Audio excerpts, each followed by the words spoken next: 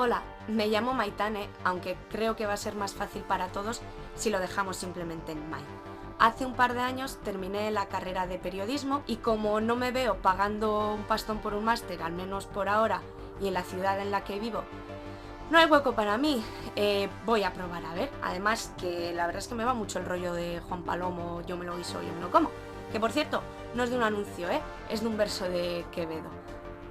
Creo que crear mi contenido era un paso obvio que tenía que dar. Voy a empezar en YouTube con una serie de vídeos sobre periodismo y en este primero os voy a explicar por qué creo que el periodismo no puede ser objetivo. Esto que voy a explicar es complicado y obvio a la vez. Vamos por partes. En un principio, cuando yo entré en la carrera, pensaba que el periodismo buscaba la objetividad a toda costa. Al menos ese era el ideal a perseguir, información neutral y rigurosa. Es cierto que existen distintos géneros periodísticos, y algunos de ellos se basan precisamente en percepciones y opiniones. Por ejemplo, las columnas y los artículos de opinión, o las editoriales de prensa en la prensa escrita, o los debates y las tertulias en radio y televisión. Pero, en general, esperamos que las noticias se cuenten tal y como han pasado, aunque eso es prácticamente imposible por muchos motivos. Esto, que no debería de ser un problema si se hace con honestidad, se extiende más allá de los géneros propios de la opinión que os he mencionado antes y afecta también a lo que todos entendemos por noticias. Esta subjetividad la encontramos en distintas formas, y una de ellas es el enfoque. ¿Qué es el enfoque en periodismo? Y, más importante aún, ¿cómo me afecta a mí como lector? Vale, el enfoque es la forma en que dos personas pueden percibir un mismo hecho de formas diferentes.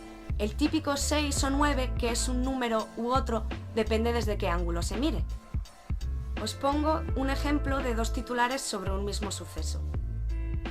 Como veis, cada medio lo cuenta como lo percibe. Estos jueguitos de palabras tienen distintos grados, y os invito a que si seguís varios medios en Twitter o en cualquier otra red social, os fijéis. Aunque si seguís varios medios en Twitter, probablemente ya os hayáis fijado en esto. Incluso este vídeo resulte súper obvio. ¿Qué más da? Seguimos. La confusión de datos estadísticos, la tergiversación o la directa manipulación es otra forma de subjetividad. No me extraña, dada la percepción que teníamos todos de la asignatura de estadística. Con lo súper divertida que era, ahí con números, agente de letras, sin vocación, ni ganas, y usando Excel y todo, loco. Ay, con lo útil que es, al menos para que no te engañen a ti. Pero, hablando en serio, aunque parece que los números no mienten y sin entrar a criticar la estadística en sí, que también se puede, y mucho, la forma en que los periodistas escogen qué datos, en qué orden los colocan, qué va en el titular, qué va al final de la pieza, cómo los muestran, qué tipo de gráfico escogen, son proporcionales. En fin, hay mucho a lo que estar atentos.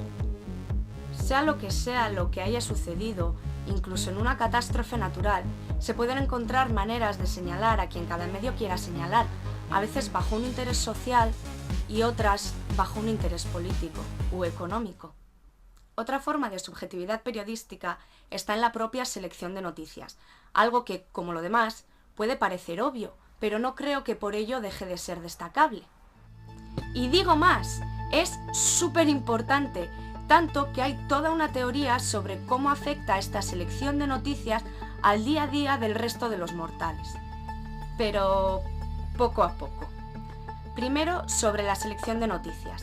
Imaginaos a los mandamases de cada periódico o programa de información reunidos con sus equipos, su gente, toda su prole ahí, eligiendo de qué se va a hablar ese día.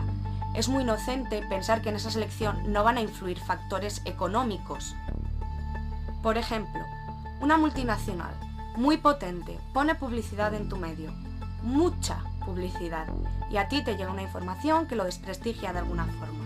Te piensas el publicarlo, e incluso si lo llegas a publicar, el lugar en el que lo hagas, que seguro no va a ser en la portada, es otro signo más de subjetividad que afecta a cómo lo percibe el lector. Como os decía al principio, hay una teoría desarrollada por McCombs y Shaw en 1972 según la cual esta forma en que los medios escogen las noticias, el orden de las mismas, el tiempo que dedican a cada una de ellas, nos afecta a nosotros en la forma en que percibimos la realidad, en cómo nos preocupan más o menos algunas cuestiones, dependiendo de si la prensa los trata o no y de qué forma lo hace. Y hasta aquí por hoy. Me encantaría que me comentaras si te ha parecido útil o era algo sobre lo que ya habías reflexionado. También, claro, si tienes cualquier aportación o crítica, me puedes escribir. En el siguiente vídeo hablaré sobre la deontología en el periodismo o sobre la calidad de las fuentes. Lo tengo que decidir aún, pero te aseguro que va a ser interesante, así que estate atento.